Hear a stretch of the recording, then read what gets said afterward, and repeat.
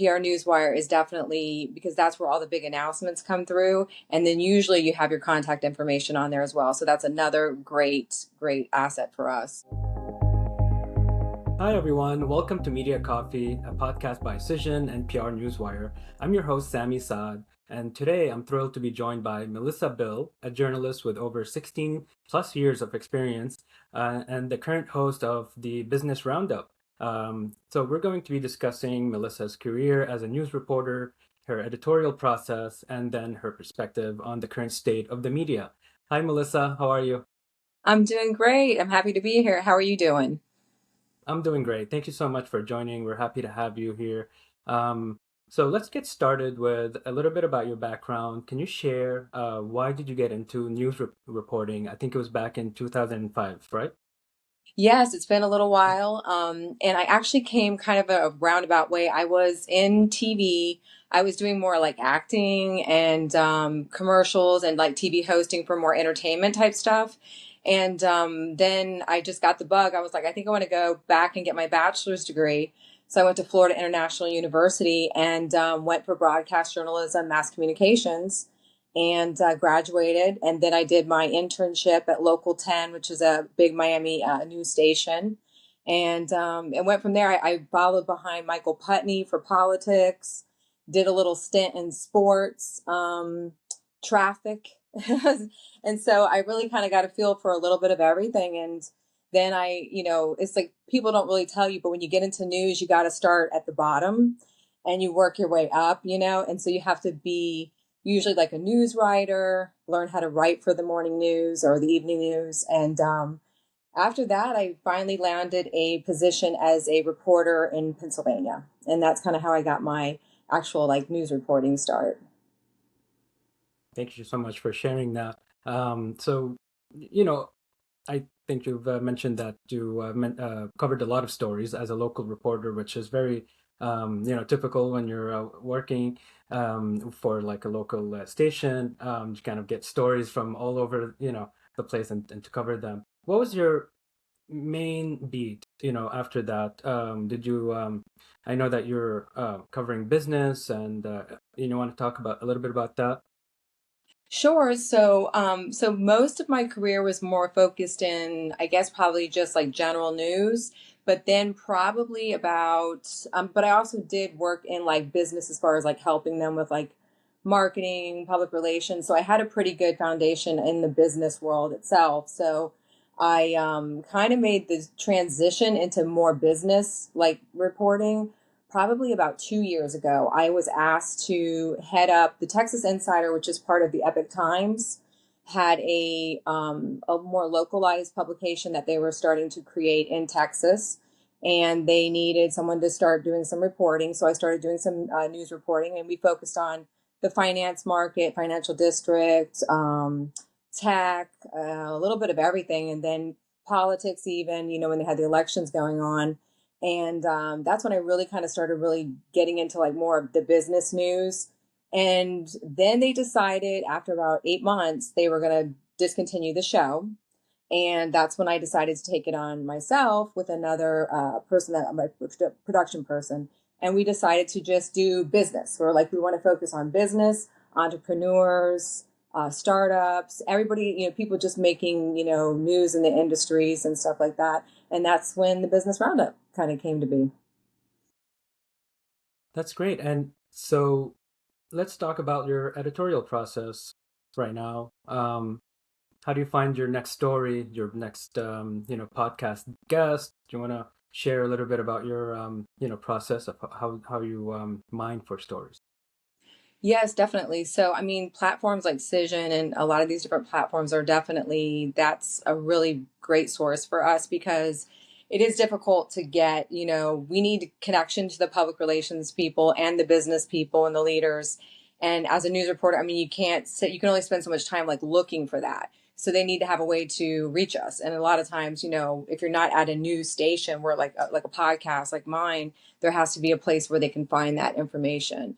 So those are platforms that's where I do receive a lot of, the media kind of press releases and pitches that I get from these different PR agencies. I start to kind of build a rapport with them. And then usually, hopefully, we have like a good relationship because, they always have different clients and different people coming, on board. And they just pitch me, and I kind of see if that's something that fits what we're like looking to cover that, week or that month. And that's kind of how I find my stories. And sometimes I will also reach out. Like I see somebody and I'm like, this is a great story. I really want to cover it. Our team will reach out directly too. That's a great point. I just want to mention that you're a publishing partner for PR Newswire, and it's just want to emphasize how one of the benefits of being a publishing partner, which is having that access to the content and the news content. A lot of it is like announcement, studies, and research and breaking news really. So it's a lot of there's a lot of ways that you could benefit from having that access to the content, especially in your editorial process. So I think it's great that you kind of mentioned that and mentioned how press releases play a role in your editorial process. I was going to ask you about that in my next question. When you look at a press release, what do you look for, or what kind of press releases kind of pique your interest the most? Well, I'm glad you brought that up too, because I forgot to mention that PR Newswire is definitely, because that's where all the big announcements come through. And then usually you have your contact information on there as well. So that's another great, great asset for us. And when it comes to like press releases or pitches, really, it's like what you see first is usually the subject line. It's the title, it's the top of it. So something that is like fairly to the point, that it gets whatever the meat of the subject is really needs to kind of be emphasized in the beginning, because that's usually what they're going to kind of look for, what if we know what the topic is about. And then the first paragraph is really needs to tell us, why we should care, if it's timely and what it's about. So that's kind of like, and then from there we're like, okay, I like this. This is something, that is engaging, that I think my listeners would, like, and then we usually read further. And I'm sure you receive a lot of emails from publicists and public relations professionals. Um, do you read them? Do you kind of like use them to help your editorial process to write the next story? Um, and what do you look for the most in those public relations pitches if you receive them? Yeah, I mean, so the different pitches for sure. I mean, a lot of times, sometimes if it's good enough, like I've had pitches or a press release that I could use it for my questions. I could use it for the actual interview. Some people have, I know media outlets have even published, using a press release or the information in it, because it's got enough, it's got quotes, it's got everything you need. So yeah, they're definitely. And you can get ideas from different pitches as well, like what's going on, important in the news cycle. And is there anything you want to share about what you want to cover in the future? What's coming down the pipeline? Anything that you want to let PR professionals know? For example, what your next story is, or are you looking for any specific experts? There's things like that, just so that our PR professional listeners can kind of reach you with the most fitting story, or with the something that fits your editorial. Yes, I mean, so definitely everything that's going on with, supply chain, the tariffs right now is a big thing. So how people are, helping to diversify with supply chain and meet those demands. Finance is always a big one. You have a lot of different things happening with the crypto and Bitcoin market. Where is that going to go with regulation? How are people going to kind of frame that in the future? And then also just business operations, leadership. I think we like to cover different, because there's different facets of business that I think are really important to highlight. Very interesting. And you mentioned something about the crypto industry, and that's kind of like going to tie into my next question, which is what how has the business media landscape changed throughout your career? Because there's the reason why I mentioned crypto, because like it dominated the news, right, a few years ago, especially the business finance news. Do you still see that? Do you still see like crypto being a big conversation and in the media. And then after that, we do want to like share your perspective on what has changed in the overall landscape. Sure. So I think Bitcoin, I think crypto and Bitcoin and those, it's still like digital currency is still going to be kind of like making news. And I think they're trying to, right now, they're trying to figure out how to make it regulated, but not to the point where it's, it's too regulated. And so they're trying to kind of work those. I think we're going to see that process continue over time. But I think we're also seeing diversification in different like finance, like as far as insurance being used, like life insurance being used as like an investment vehicle, and all these different other types of. I ran into somebody else and I never really thought about it. You have the storage facilities. They've always been around, but they're starting to become. It used to be like the mom and pop, like storage unit on the corner. Now they're becoming like really technologically advanced, and they're actually becoming a very good investment option for people. So I think it's going to be interesting because the more we see, I think just AI and the digitalization of different things, it's going to open it up to a lot more possibilities. I think that's what's going to happen. Even in media, AI it's made things easier. You also have to watch that it's, people don't just, you still have to be the one guiding it. You don't want to just, I think that's going to be an important thing too, is that how we kind of use technology to help shape the future in these different industries, and not allow it to just take over and it just does everything. Like we still have to kind of guide, those things. Interesting point. And you mentioned AI, which is what's dominating the news cycle now. Do you receive a lot of like AI pitches? Are you interested in covering that industry? Yes, I mean, I've actually covered quite a few different parts of AI. One that was really interesting that I thought was pretty cool is now you have where it's oh my gosh, there's a word for it and I can't think of it. Basically where AI, they can clone people. So you have actors, you have models, and this type of thing, and it can actually make a clone of that person, and it might put him somewhere else in a different photo shoot in different clothes, but without their permission. So there's companies that are coming up with ways to kind of copyright your face, your body, your likeness, and give these people like some kind of control over like actors and models and that type of thing. So that's kind of interesting because you have AI kind of not doing bad things, but going in a bad direction, but then you have people trying to create a framework to help protect people and stuff like that. So I do think that's pretty interesting to kind of hear like how we're there are people who are kind of stepping up to see how we can make it better and kind of protect in different ways. And I saw some of that in the recent Super Bowl commercials. So where a lot of actors have, I guess, licensed out their looks, and it's very interesting to see. And I feel like we're just at the beginning. There's so much more there. Um, yeah, thank you so much for sharing that.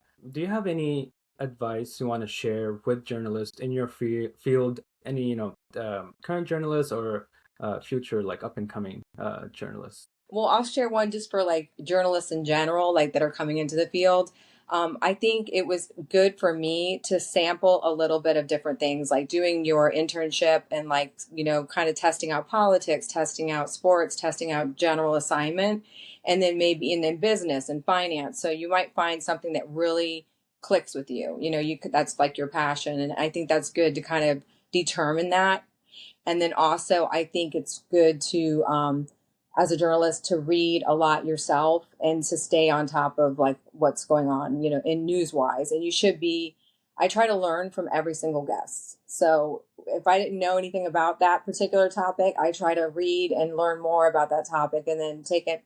And it's kind of fascinating because you learn things every day. And that's the fun part about, I think, the job, especially in business. You learn from all these people. Like some of these people are I've been in like, CEO in these top companies for like 25 years, from the startups, and what they're going through. So I think that, that's what I would say is definitely just try to soak in as much as you can. And yeah, and, and learn more about what you're covering, whatever that is, your beat.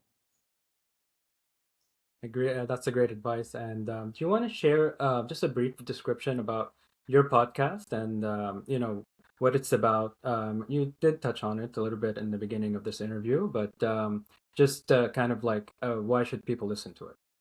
Okay, sure. So it's the Business Roundup, and we cover everything from business leaders, operations, innovators. It could be industry trends, and it ranges from finance, technology. It could be just business operations, supply chain, and we just really focus in. I like to really get into like why that person got into that industry, what did they do to to become successful in that industry, how are they building that company, what are some of the key things that have strategies that have helped them be successful and are helping them to push this company forward. And so anybody who's looking for things like that and challenges, anybody who wants to kind of hear from these different people, it's a great place to kind of get inspired and find out more about that industry. And yeah, I think that's what we try to do. Thank you so much for sharing. Just wanted to follow up quickly. After you do the podcast, do you kind of repurpose any of that material? Do you write a blog post, an article about it? You want to share a little bit about like what kind of content do you also post, around the podcast? Sure. So we usually do an audio only podcast first, and then we'll do that and we'll go to iHeart, Apple, and Spotify. And then we make YouTube and like social media shorts for Instagram, TikTok. So we do short clips from that, and then we do a full YouTube video that we post to our YouTube channel. And then from there, what we're trying to do, which I'm hoping to get started this year more, is take those and transcripts and different things and make it into a Q&A interview, and also start having the guests start to contribute and do some Q&As and stuff like that, and share with us big announcements that we can kind of get out there. So we want to start really not only having podcasts, but becoming more of a media site where we have stories and articles for people as well. So that's our goal for this year. That's great for thought leadership. So really appreciate you doing that, and it's good to know, good for our audience to know that you can, do so much with, one piece of content. You could, repurpose it. You could share it and help, your website to have like consistent, fresh content, and which is always great for your platform. So what's the best way for PR professionals, for example, have guests that want to appear on your podcast, or any other purpose for like writing an article? What is the best way for PR professionals to reach you? So probably the best way, well, it could be LinkedIn. I'm under Melissa Bell. We also have the Business Roundup, on LinkedIn as well. My email is mbmedia24.7@gmail.com. They can reach me there. And also we have our website, which is called the Business Roundup Show. You can send us an email there as well. And yeah, and we'll definitely get back to you. We're also on Instagram. I mean, there's a lot of different ways, Instagram and YouTube. I appreciate you joining Melissa, our podcast, and sharing your thoughts and perspective and a little bit about your background and the Business Roundup. Please make sure to check that out. Thank you so much, Melissa, and yeah, have a great day. Really appreciate you. Appreciate having you on. Thank you so much. I enjoyed being here. Thank you. Thank you, Melissa.